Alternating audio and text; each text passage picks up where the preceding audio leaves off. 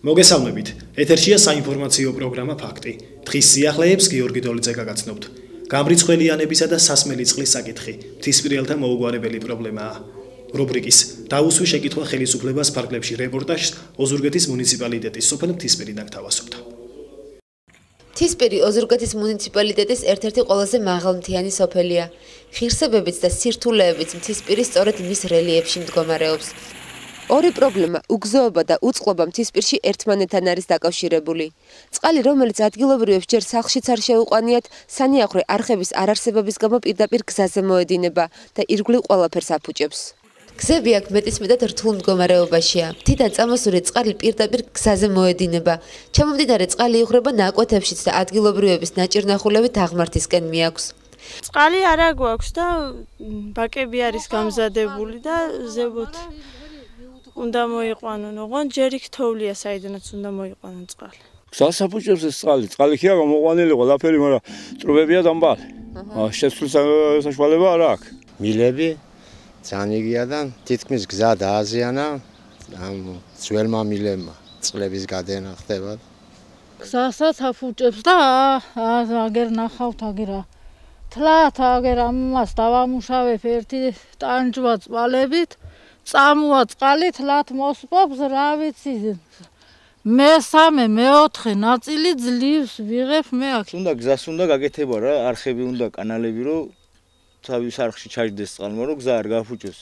აფუჭებს მოსავალს, გადადის ყანებში გენში და ფუჭდება ფაქტიურად წყალი რომ მოედინება, ხრეშს და იმას მიაქვს.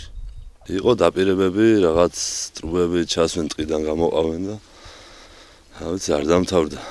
არ ეყოთ ფული რომ დამთავრებულიყო. მიუხედავად იმისა, რომ ოზურგეთის მუნიციპალიტეტის სოფლების გამრიცხველიანება უკვე სრულდება, მთისპირში ეს პრობლემა ჯერაც მოუგვარებელია. მრიცხველებთან ერთად ძველია ელექტროსადენებიც, რაც ელექტროენერგიის კარგვას იწვევს. ეს კი აქაურების ქვითრებზე ზედმეტ თანხა დაისახება. ელექტრონის ხაზების გამოცვლაზე მას ვკვირდებიან, რომ ჩქარა იქნება. ხო და მაგასაც ვაკეთებთო ჩასმული ვართო საცხაა ჩასასმელი მაიდა. ანუ ზედმეტი გადასახადი მოგდით ხოლმე? ხო. დანაგარგებია, ვაგენია და გადახარჯვებია და მაგია ყველაზე კაით რო ვაკეთებ, იმიტომ რომ ხალი შემთხვევა 2 მაქს ვიხდით. აჰა. 13 ხო ღირს. ხშირია შემთხვევა 25-26 ვიხდით. მთისპირელები საუბრობენ უმუშევრობაზეც. აქვე ახლოს შენდება ელექტროჰესი, მაგრამ იქ დასაქმებაც პრობლემებთანაა დაკავშირებული. გესი კეთდება და იმეთ არიან დასაქმებული ზოგი და ზოგი ისე სახლში.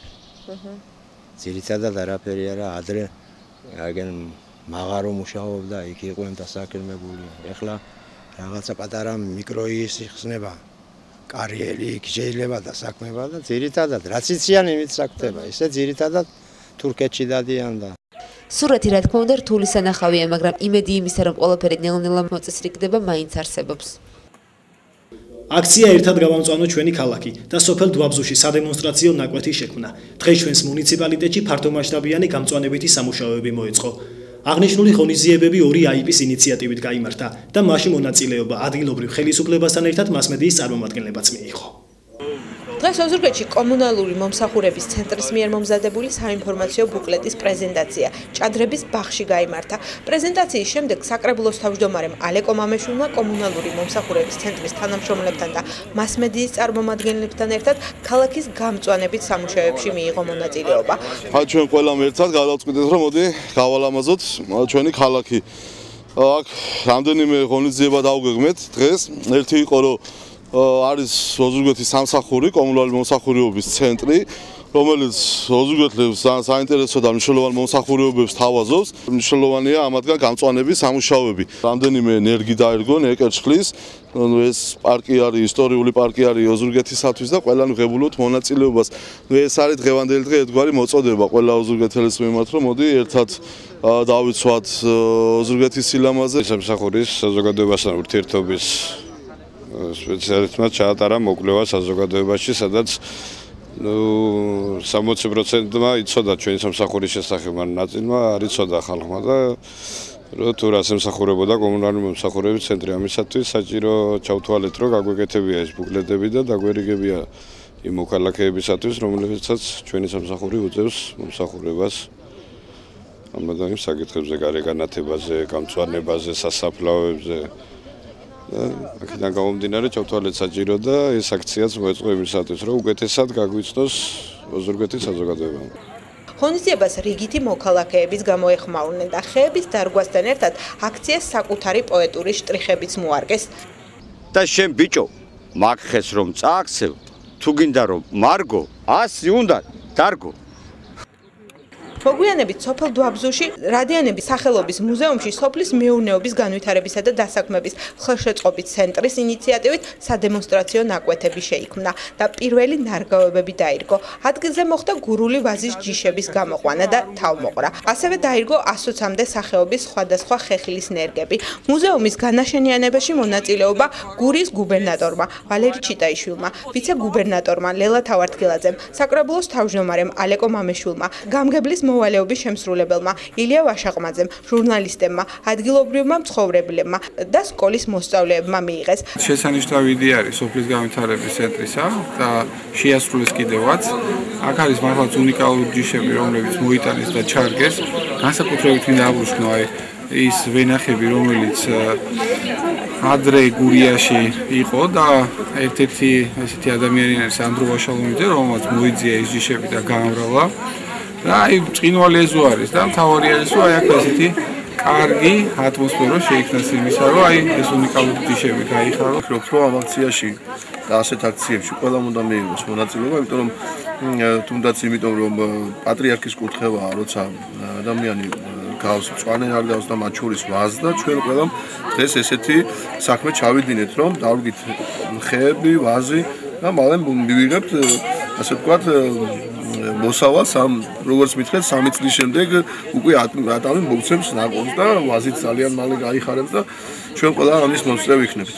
ჩვენ სამსახურს სოფლის მეურნეობის განვითარებისა და დასაქმების ხელშემწყობ ცენტრს ერთ-ერთი სადემონსტრაციო ნაკვეთი შეეძინა. ჩვენ ვალდებულებას ვიღებთ რომ ეს ტერიტორია მოაწესრიგოთ და აქ გავაშენოთ სხვადასხვა ჯიშის და სახეობის მცენარეები. მთლიანობაში ეს ყველაფერი იქნება კომპლექსში აი ამ მუზეუმთან და ვფიქრობ ერთ-ერთი ტურისტული ცენტრი გაიხსნება აქ სოფელ დუაბზუში და ამით კიდევ უფრო წარმოაჩენს არა მარტო ჩვენს რაიონს, არამედ აი ამ მთლიანად გურიასაც და კონკრეტულად ამ სოფელს. გამწვანების აქციას მუდმივი სახე მიეცემა და მიმდინარე თვეებში იგი პერმანენტულ ხასიათს მიიღებს.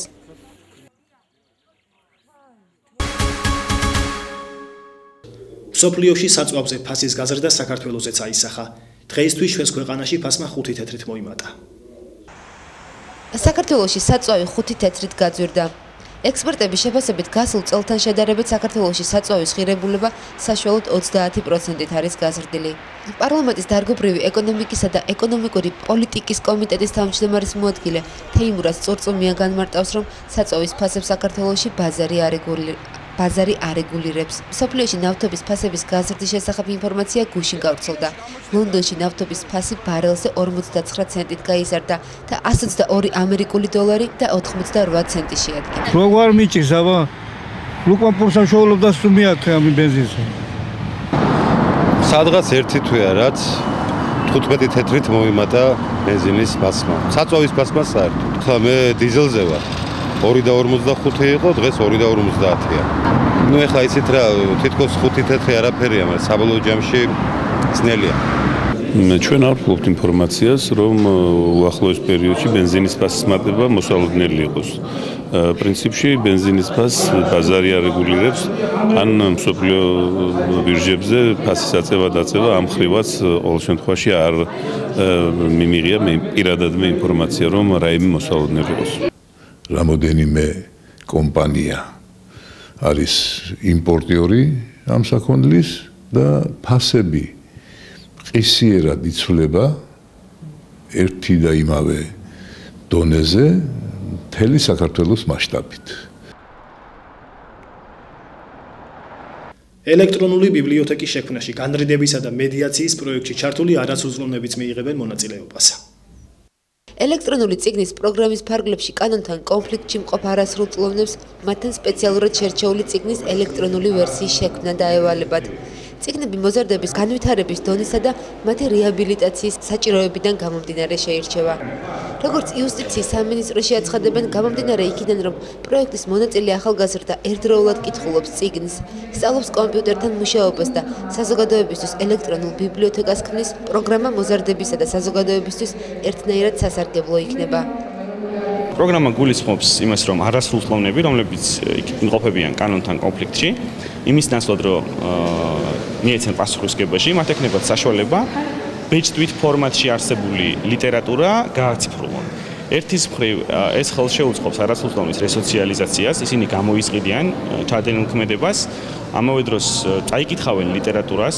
ეს პროექტი ძალიან მნიშვნელოვანია, ვინაიდან ახალგაზრდები წაიკითხავენ მათთვის საინტერესო სამეცნიერო და მხატვრულ ლიტერატურას, გარდა ამისა ისწავლიან კომპიუტერზე მუშაობის უნარჩვევებს და ამავე დროს ყოველდღიური ინტენსიური კონტაქტი ექნებათ საზოგადოებასთან, ექნებათ კონტაქტი ისეთ დაწესებულებასთან, როგორც არქივი გახლავთ, სადაც შეძლებენ რომ გაიცნონ საქართველოს ისტორიას, ლიტერატურას, ხელოვნებას და სხვა შემოქმედებითი მიმართულებებს. ისინი შეასრულებენ საზოგადოებრივად სასარგებლო საქმიანობას, რაც გამოიხატება იმაში, რომ აკრეფენ იმ ტიპის ლიტერატურას, რომელიც ჯერჯერობით არ არსებობს ელექტრონული ფორმატით და რამდენადაც უფრო მზარდია მოთხოვნილება, თქვათ, ელექტრონულ ფორმატში იქნება ეს კომპიუტერში თუ ელექტრონულ რიდერებში წიგნების წაკითხვისა, ვფიქრობ, მათ მიერ შესრულებული სამუშაო ნამდვილად უნიკალური და სასარგებლო იქნება საზოგადოებისთვის. არასრულწლოვანთა განრიდებისა და მედიაციის პროექტს იუსტიციის სამინისტრო 2009 წლის ბოლოდან ახორციელებს.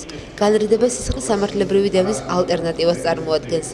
ელექტრონული წიგნის პროგრამა იუსტიციის სამინისტროს, ეროვნული არქივისა და ლიბჯის მიერ ერთობლივად საგრანტო პროგრამის ფარგლებში ხორციელდება. ფოლკლორის პოპულარიზაციის მიზნით კულტურის სამინისტრო ხალხური ანსამბლების სერტიფიცირებას ახდენს. სერტიფიცირების კომისიამ გურულ ანსამბლებს ურეგის კულტურის სახლში მოუსმინა. კულტურისა და ძეგლთა დაცვის სამინისტრო ფოლკლორული ანსამბლების სერტიფიცირებას ახდენს. კომისიამ მუშაობა აღმოსავლეთ საქართველოდან დაიწყო. დასავლეთში კი პირველები გურიას ეწვივნენ. პროექტის მიზანი ანსამბლების შემოქმედებითი დონის შესწავლა და მათ შესახებ სრულყოფილი საინფორმაციო ბაზის შექმნაა. სერტიფიცირება არ ვრცელდება საბავშვო ანსამბლებზე. ფოლკლორული ანსამბლების სერტიფიცირების პროგრამა, რომელსაც ატარებს კულტურის სამინისტრო, ჩვენ მოწვეული ვართ ჟიურის წევრებად, მათ შორის მეც და აი ამ ასე ვთქვათ სერტიფიცირება გაირკვევა ის ანსამბლები, რომლებიც ტრადიციული შემსრულებლობით არიან დაკავებულები, აგრძელებენ ტრადიციებს, ქართული ხალხური სიმღერის და ცეკვის და ასეთი ანსამბლები, ასე ვთქვათ, მიიღებენ სერტიფიკატს სახელმწიფოსგან, რაც თავისთავად იქნება კიდევ ერთი გამოცხადებული მხარდაჭერა სახელმწიფოს მხრიდან ამ ანსამბლების მიმართ. გურიის რეგიონიდან განაცხადი 16-მა ფოლკლორულმა ანსამბლმა წარადგინა. პირველები კომისიის წინაშე ჩოხატაური, შემდეგ ლანჩხუთი, ბოლოს კი ოზურგეთი წარსდგა. მათი დათვალიერება ურეკის კულტურის სახლში შედგა. ჩვენ შექმნით ექსპედიციები და დავდივოდით გურიის რეგიონში და ვეძებდით და ვაღდგენდით მივიწყებულ სიმღერებს. ბევრი სიმღერა გვაქვს აღდგენილი და დღესაც ერთი აღდგენილი სიმღერა ნანა საბოდიშო სამკურნალო სიმღერა შეასრულეს ჩემმა გოგოებმა. ყავს ტრიო. ამ ტრიოს ხელმძღვანელობდა ათგარდაცვლილი კოტე ღელეღვა. თხა მენახი შეგვიჯამა. მოწვეული ვიყავ დღეს აქა და ძალიანი ჟიურის წევრები, ძალიან კარგი მაყოფილი ვართ მათე გადაწყვეტილებით. ურის მაგერ 4 სიმღერა გვამღერა, ალბათ მიეწონათ, მაგრამ ისე არ გვამღერებდა. ძალიან კომპეტენტური ჟიური ბატონი უშიკიშვილის ხელმძღვანელობით აფასებს ანსამბლებს და აძლევს შენიშვნებს, რეკომენდაციები უწოდა მან შენიშვნები არ გამოვიყენოთ ეს სიტყვაო და ბუნებრივია რეკომენდაციების გათვალისწინების შემდეგ კიდევ უფრო გამართული იქნება და კიდევ უფრო დახვეწილი იქნება ჩვენი გულური ფოლკლორი. ძალიან კარგად ვიცნობ გურიაში ფოლკლორულ ანსამბლებს და ჩვენ ძალიან ხშირად საუბრობთ ხოლმე რა უნდა შეიცვალოს, რა უნდა გამოსწორდეს და ასე შემდეგ. ზოგიერთი ამას იზიარებს, ზოგიერთი არ იზიარებს, მაგრამ მე ვფიქრობ საბოლოო ჯამში ჩემი კოლეგებიც დაწერენ შეფასებას, ალბათ გამოჩნდება საერთო ჯამში როგორ წარდგა გურია. საქართველოს კულტურისა და ძეგლთა დაცვის სამინისტრო სერტიფიცირების კომისიის გადაწყვეტილების შესაბამისად ფოლკლორულ ანსამბლებს სერტიფიკატებს მიანიჭებს. კომისიის გადაწყვეტილება ანსამბლებს 2 კვირაში ეცნობებათ. სერტიფიცირება ითვალისწინებდა თვითონ აი ამ ანსამბლების შეფასებას, დონეს, თვითონ შესრულების დონეს. ეს ყველაფერი მათ ანაზღაურებაზედაც იმოქმედებს სამომავლოდ, რა თქმა უნდა, თუმცა ჩვენი კომისიის წევრები უტოვებენ მათ შანსს, რომ კიდევ მიეცეთ მათ შანსი მეორედ გავლის აი ამ სერტიფიცირების.